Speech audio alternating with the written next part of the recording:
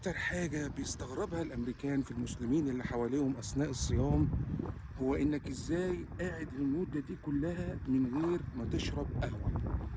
الأمريكان بيحبوا القهوة جدا يا جماعة، وممكن هم من أكتر شعوب الأرض استهلاكا للقهوة، لذلك هم مش قادرين يقتنعوا إنه ممكن واحد يقعد المدة دي كلها من غير ما يشرب قهوة.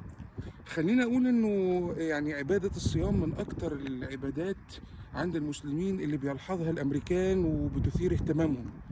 يعني هم عندهم طبعا الصلاة والزكاة، ولكن الصيام بشكله الإسلامي اللي هو الامتناع عن الطعام والشراب لمدة قد تصل أو تزيد عن نص يوم، دي مش موجودة عندهم. صيام رمضان بالذات مشهور عند الأمريكان، وفي كتير من الأمريكان يعرفوه. وفوجئت حتى ان في ناس جايه تقول لي رمضان وكل سنه وانت طيب، وجايه تهنيني بالمناسبه دي.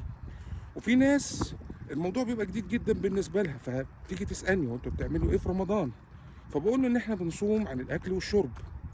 فبيسالني لمده قد ايه؟ فبقول له مده ممكن توصل ل 14 ساعه. بيقول لي يعني ما بتاكلش فيهم خالص؟ اقول له لا. ولا بتشرب فيهم حاجه خالص؟ اقول له لا. ولا حتى قهوه؟ اقول له لا. فيعيد عليا تاني السؤال، ولا حتى قهوه؟ اقول له لا. فانا اكتشفت ان موضوع القهوه ده مهم جدا جدا بالنسبه لهم، ومش متخيلين ان في حد ممكن يقعد مده طويله زي دي من غير ما يشرب قهوه. يلا كل سنه وانتم طيبين.